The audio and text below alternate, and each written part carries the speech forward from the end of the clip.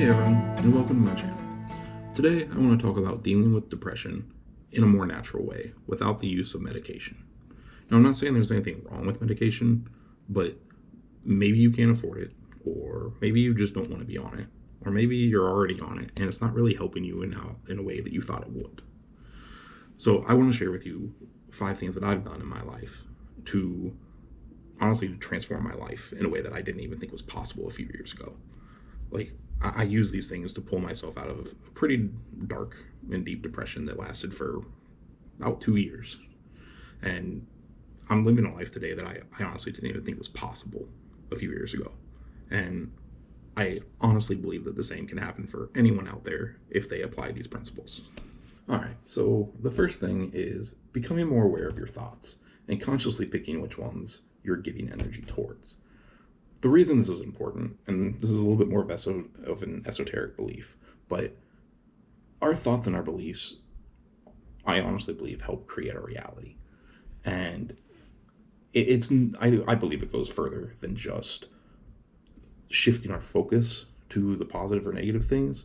I honestly think that it helps pull in experiences towards us. And think about it a little bit. Like, when you're feeling kind of crappy, have you ever noticed how more things tend to go wrong? Like, you might burn your food more easily, or you get a flat tire, or just anything that can go wrong kind of seems like it will. It's almost like you're a magnet for negativity at that point, or at least for things that kick you when you're down, kind of thing. And I really don't think that's by accident anymore. Something that really helped me to believe this and put it to the test and see for myself that it was in fact a thing, that our thoughts could create reality, is a friend of mine gifted me a book called E Squared by Pam Grout. The book gives you 9 experiments to do on your own to prove to you that there is like this energy field out there within the universe that listens to us and hears us and supports us in pretty much everything we do or think or believe. The catch to this is it unconditionally supports us, to the point of it will help reinforce our beliefs that it doesn't support us if that's what we believe. So you kind of have to be very aware of what you're believing and thinking. You can't just say you believe it and then have that gut feeling inside of you that's telling you, nah, this really isn't a thing, and expect to actually see that it is. One of the sayings that I've heard over a while is, people want to say they have to see it to believe it. That's really not how the universe works. I really don't believe that anymore. It's more, you have to believe it and then you're going to see it. And that's what this book helps prove to you. I've only done 2 of the experiments myself, but that was enough to get me to believe that it was a thing.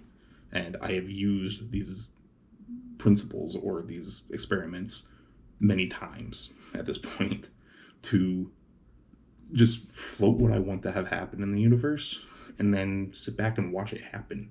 It's how I ended up living where I'm living now, which the story behind that is basically I was living in a 1-bedroom apartment, but with everything with COVID, I ended up, the living situation kind of changed, and part of my family was going to move in with me again. I had moved across the country to Orlando, and I needed to basically bring them here. 1 bedroom wasn't going to work for 3 people, so I needed a 3-bedroom. But the catch was it had to be on the ground floor. There was no 3 bedrooms available on the ground floor. I just floated to the universe. I was like, hey, I kind of need this, and I need it kind of fast. Work your magic, let it happen. I'm not kidding you when I tell you the very next morning, I checked for the same complex I was already living in, if any had opened up. I had already looked the night before, and there was not a single one. There was a 3-bedroom on the 2nd floor, but the people I lived with cannot do stairs. So I needed the ground floor. And sure enough, the very next morning, somebody had given their notice for one of the 3 bedrooms on a ground floor, and it would be available in about a month. Talked to the management, and it was ours, like, very easily. It worked just like magic, just like the book tells you that it will. So I strongly recommend checking it out. This it will help you to understand a little bit more of how the universe works and why it's so important that you pay attention to what you're thinking and believing, because you're going to keep bringing those kinds of experiences to yourself. Another reason why being in control and aware of your thoughts is so important is just because of how many thoughts we actually have in a day and how much of them are kind of subconsciously driven. The average person has anywhere from 16,000 up to 70,000 thoughts in a day, and anywhere from 70 to 95% of those are repetitive thoughts from previous days. Think about when you're driving to work or driving home or to school or to a grocery store. Once you've done it a few times, you'll just start to do it without thinking about it. You'll start to daydream, listen to the radio, or talk to somebody else in the car. You don't consciously think about what you're doing, but you still get to where you're going. Like, you know what you're doing, you just don't have to think about it anymore. Same kind of works with when you're having a positive or negative thought. The more you do something, the more it becomes a habit or pattern. And if our subconscious drives so much of our life like it does in the example of the cars and stuff, think about just everything you do in a day that you don't even really put effort into. You just do it because you're used to doing it. Same is true with your thoughts. You think a lot of the same thoughts without making any effort in having or forming those thoughts. If they're creating your reality, you're kind of creating the same thing day in and day out. Part of the idea with this is the new thoughts that you do have, some of those are going to become the old thoughts that start becoming repetitive again. So if you can start changing those negative ones that you keep forming and replace the 70% of your repetitive thoughts, if you can even replace 30% of that with more positive ones that uplift you, tell you you are enough, tell you you're worth what you know, that you're worth something to people, tell you that you deserve to be happy, you're going to start believing that too. When you start believing it, you're going to start seeing a reality that tells you that you are worth that you deserve what you want, that you deserve to be happy, that people do like you, that things aren't so bad. One of the best things you can do to try to learn to become more aware of your thoughts is to meditate. If you're like me, you probably rolled your eyes at that, because it honestly didn't make sense to me for the longest time. I'd try to meditate, and then I'd get pissed off because I couldn't empty my mind and think nothing. I just had thoughts racing in all the time, and it felt like I was failing at it. You know, trying to empty your mind is one thing you can do with meditation. It's not the only thing. A lot of meditation is learning to just allow the thoughts to be there and not assigning a positive or negative to it. You're just observing. And when you can learn to observe your thoughts and observe what's happening around you, you can be more conscious about what energy you give towards anything that's happening to you. The second thing to do is learn to live from your excitement. I'm going to just start off by saying I don't quite know how this fully works, but it works. Think of the scene in Harry Potter and the Half-Blood Prince, where Harry is trying to go talk to Professor Slughorn, and he uses the liquid luck. His goal is to get information about a memory from Voldemort that Slughorn has. But for whatever reason, the liquid luck is telling him, I should go to Hagrid's instead. It makes no logical sense, but it seems like the thing to do. And in a roundabout way, it gives him the perfect opportunity to talk to Slughorn to get that information. The universe somehow works like this. It seems weird, but it truly does. It doesn't have to be like something it doesn't have to be some big form of excitement where, you know, you're choosing a vacation or something. It can be something as simple as what you want for lunch or taking a different road home because it just seems like fun. When you start following this kind of excitement, you're going to notice your life starts to have this incredible synchronicity to it, where things just start to work out in a way that you never could have planned, but it's better than anything you could have planned. So I believe that our excitement is basically a beacon guiding us from our soul or our higher self to whatever is best for us. You know, our excitement can be linked basically to our passions and our life purpose, or just the things that really make our soul come alive. The spiritual side to this is, I feel like when we don't follow those excitements and instead follow our fears, we kind of disconnect from our soul and get ourselves out of alignment, which I personally think is one of the core reasons for depression. Because when we're not in alignment, we feel like we're doing something wrong. We're not really, stuff just doesn't seem right. And I think that's kind of what causes depression overall, is just being out of alignment with our self, and being somebody that we don't think we really are supposed to be. Whether it's we're just not doing things that we feel we are capable of or should be doing, or maybe we're doing things we know we shouldn't be doing. Similarly to how I believe that our excitement is meant to guide us, I also believe that, when we start feeling depressed, it's also meant to guide us, but more so in the sense of telling us we're going the wrong way. It's not so much trying to show us where to go, it's trying to show us where not to go, or at least get us to start looking at things in our life to make sure that we get back on track. The third thing that I did was I started to simplify my life. I started letting go of things and not holding on to stuff as much. This, for me, was a mixture of where I was living, relationship, and just my hobbies. I basically ended up changing almost everything in my life, to be honest with you. But that's because everything that was there, while it served a purpose at some point, it wasn't working for me anymore. And the way that I knew it wasn't working for me was everything that I enjoyed doing before. The only way that I enjoyed it was thinking about what it did before. But in its present form, it wasn't really doing anything for me.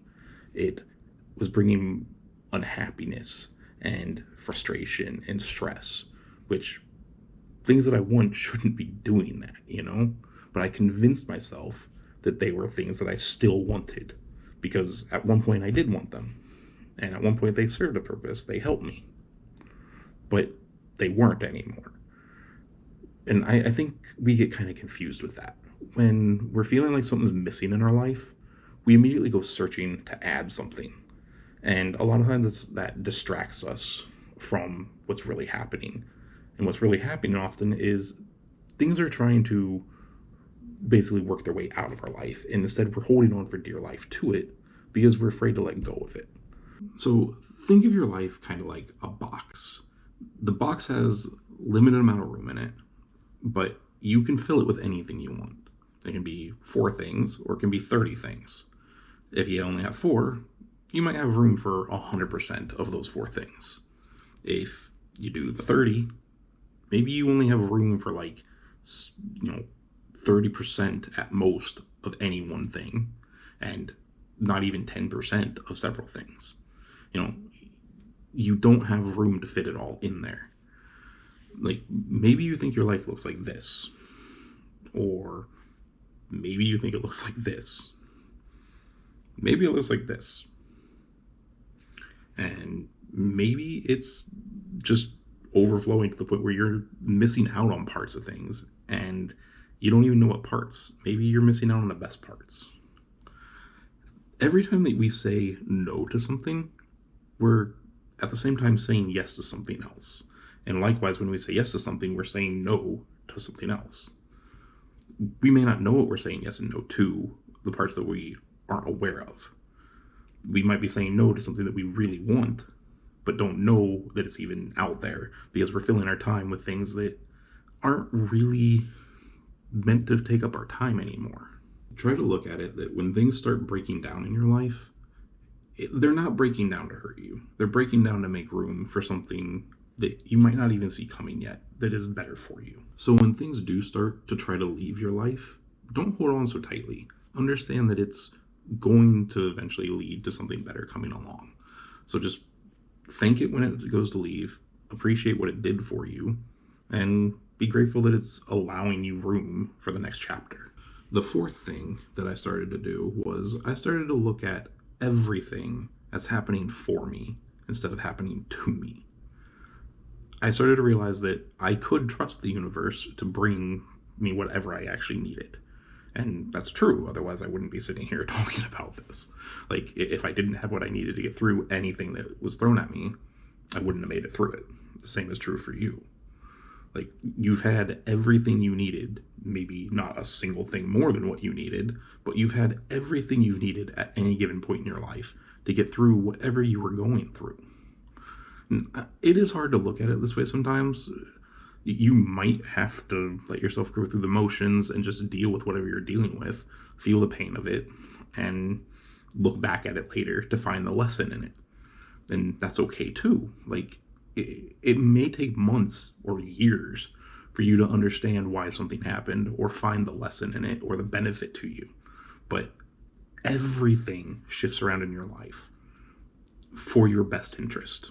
It's just up to you to decide if you're going to notice what that is or not.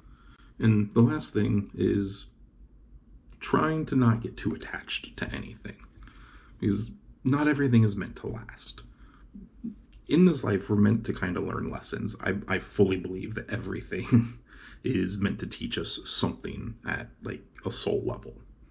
So we tend to be very narrow-minded in thinking something has to play out an exact way, and that closes us off to all the other possibilities or the reasons some things happen. If you're basically limiting yourself to saying, I can only be happy if things happen this way. I won't be happy if anything else happens.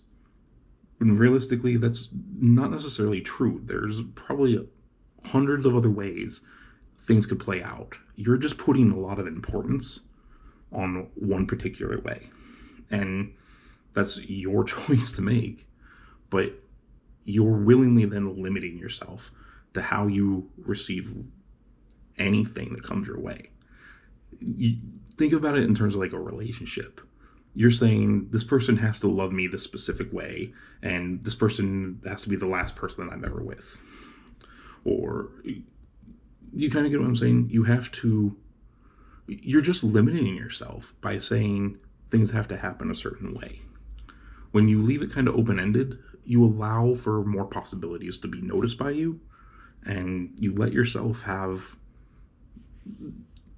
yourself have more options when you don't get too attached to a single specific thing. And that's hard sometimes because, we see something, we're like, ooh, this, or we experience something, and we start thinking, this is perfect for us. I don't ever want this to end. It doesn't always work like that. Sometimes we just can't see what's coming past that to appreciate why it has to end. And sometimes things don't even have to end. We just have to be open to it being different from how we originally planned it to be. And it's kind of silly if we say it's not okay for it to be different, because different doesn't necessarily mean bad. It just isn't what we thought it was going to be. But learning to choose happiness in pretty much every situation, it gives you a lot more control. And it makes it so that you realize that you can be okay through anything. And even if something isn't going the way that you want, that's not going to last either. Like, as you see or have seen in your life, you tend to go through ups and downs. The down is never going to stay down forever, and the ups aren't going to stay up either. If you can learn how to be okay through it all and understand that everything is going to work out for you, you're going to be a lot happier in general and be able to see past anything that is hurting you to the point of blinding you to the possibilities.